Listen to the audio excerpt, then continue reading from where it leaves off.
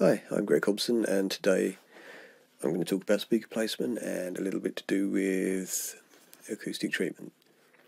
Your plans to set up your home studio. One thing that you may need to take into consideration is that many home studios are set up in far from ideal locations because a choice simply isn't available.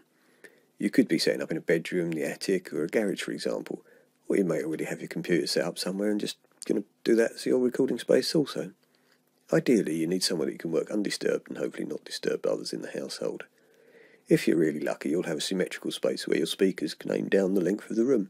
This means they're along one of the shorter walls. You should try to position the speakers in an equilateral triangle with the tweeters pointing to your ears.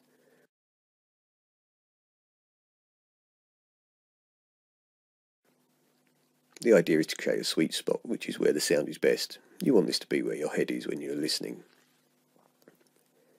Where you locate the studio will have an effect on the sound you hear from your speakers, and at a later date the sound you're able to record with a microphone. Sound is a wave that moves through the air. When it hits a reflective surface, it's reflected similarly to the way that light is when it hits a mirror. These reflections can cause echoes and reverbs, and these can cause phase problems. These will alter the way you hear and perceive your sound. When sound comes out of your speakers, it doesn't only travel in a straight line to your ears. It will travel in straight lines to the walls, the ceilings, the floors, and just be reflected and bounced around from hard surfaces.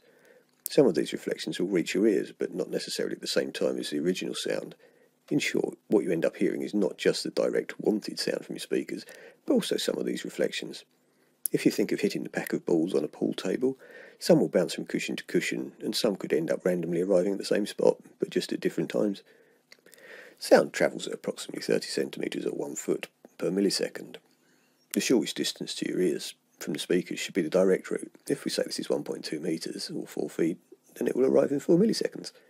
Another wave hits the wall to your left, which is 60 centimetres or 2 feet away, and then is reflected to your ear, which is another 1.2 metres or 4 feet.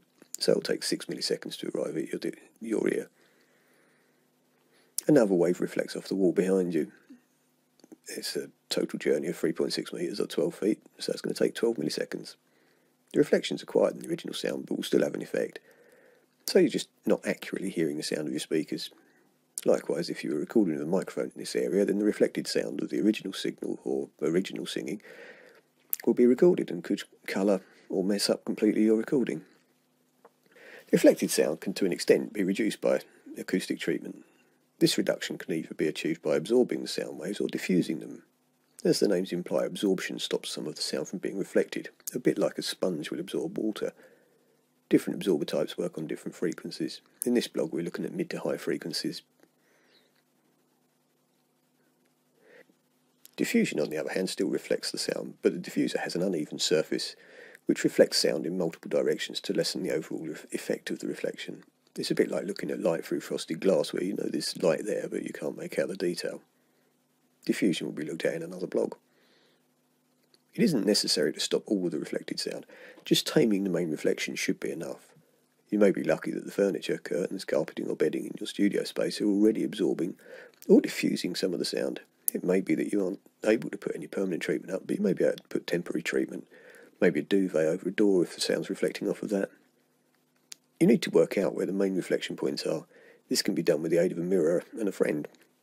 From where you're seated, get your friend to move the mirror along the wall, adjacent to the speaker, and slowly back along the wall towards you. When you can see the speaker in the mirror, that's where absorption will help. Check around the room, remembering that reflections can come from the ceiling, floor, desk, computer monitor, etc. There's various shapes and sizes of absorber tile. This is an egg box pattern.